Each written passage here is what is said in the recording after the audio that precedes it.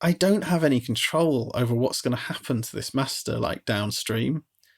Like I can't tell people not to listen to like, I can't tell two people on a bus not to listen to like one earbud each. Like, and I can't master stuff with that in mind. Yeah. Because that's just like totally crazy. It's like that meme, right? It's like, like recorded in this like, $10,000 microphone into this, $100,000 console into this blah, blah, blah, converted to an MP3, listen to in, $20 earbuds or whatever that meme was, It's like, you just can't think about it. You just can't think about it. Like, I think like I'm not like an audiophile in terms of how I don't really care how people listen to music either. I've got no snobbery towards like MP3s or streaming or, or CDs or whatever. I don't care. It's, but I know I listen to music as like a relatively normal, like music fan, in that I've got like a mid-range kind of record player and like a pair of Sony speakers that came from a separate system that my dad had like 15 years ago, and I listened to the little Bose SoundLink in my kitchen, so I'm not on tiny little earbuds, but I'm not exactly on audiophile equipment either. And I just kind of think, well, if I can make things that sound good on those things, then I think we're in a good place.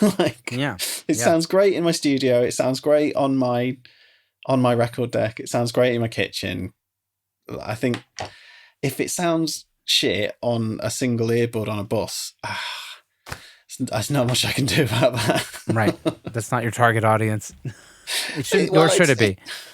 It's not so much about target audience. I just kind of like, everything's going to sound bad on that. Right.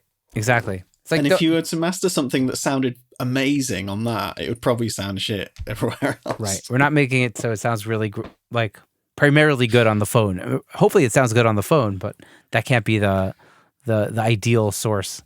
Exactly. And this technology changes all the time. And it's the same with the loudness target thing. I mean, it's -14 now. It like tomorrow they could just go, it's -15 now. Or it's -20. Like, there's nothing you can do about it. Yeah. And everyone who's mastered a song in the last like 3 years with that target in mind, right, it's now getting turned down. Yeah, it's going to be pointless. It's just, yeah.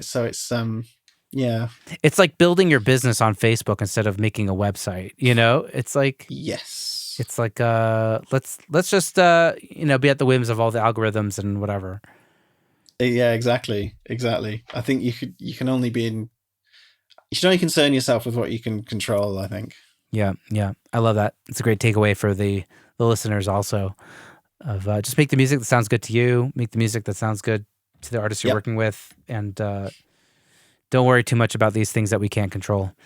No, don't sweat the numbers. Stop reading the news. Exactly.